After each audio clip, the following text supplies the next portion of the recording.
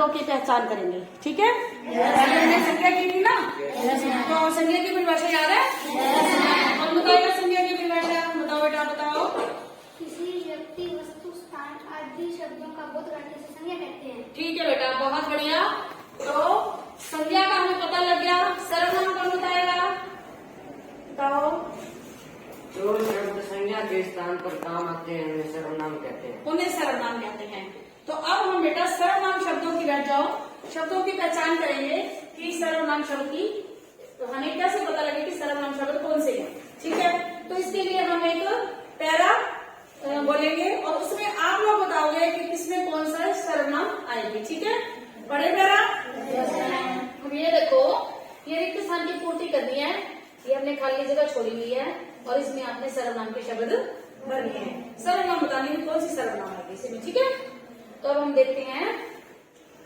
मीना दौड़ने की प्रतियोगिता में हिस्सा लेने के लिए दिल्ली गई। ठीक है, उसे प्रतियोगिता में रिक्त स्थान प्रदर्शन शानदार रहा। तो यहाँ पे क्या आएगा? कौन बोलेगा? हाँ, उसका प्रदर्शन शानदार रहा। उसके बाद रिक्त स्थान में उसे एक स्वर्ण और 2 कांस्य पदक मिले। वहां से अन्य राज्यों से भी लड़कियां आई थी।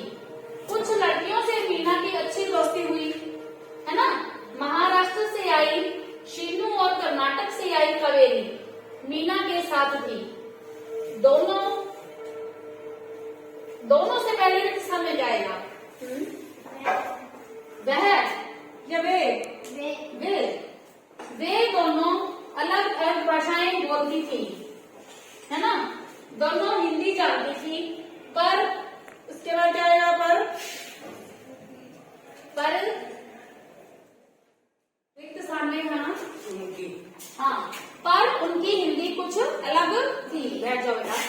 समझने में मीना को थोड़ा समय लगा। मीना ने उसके बाद क्या आएगा? मीना ने उनकी भाषा के कुछ शब्द सीख लिए।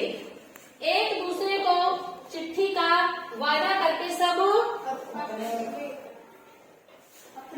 अपने घर वापस लौटे। बहुत अच्छा। ये पूरे पैरे में जहां जहां सर्वनाम आई थी आपने वो शब्द बताए। तो हम थोड़ा सा अभ्यास और करते हैं। अभी तुमने क्या करना है कि मैं तुम्हें शब्द दूंगी, ठीक है, और शब्द के आधार पर तुमने वाक्य बनाना है। ठीक है, करे भाई? उसकी शब्द का वाक्य बनाओ। सर्वनाम है ये, तो उसका वाक्य बनाना है। उसकी किताब बहुत अच्छी है। उसकी किताब बहुत अच्छी है। दूसरा शब्द वह का वाक्य बनाओ।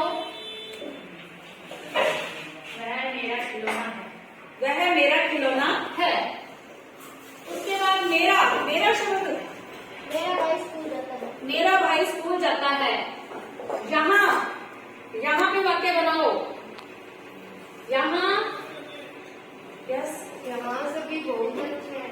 यहाँ सभी बहुत अच्छे हैं। कोई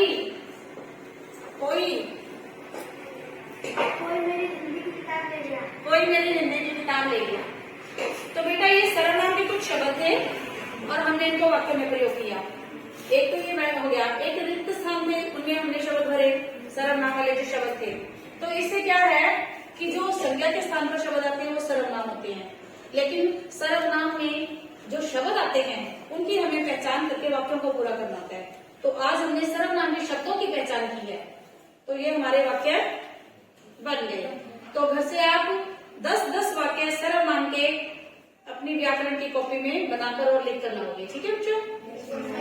सभी?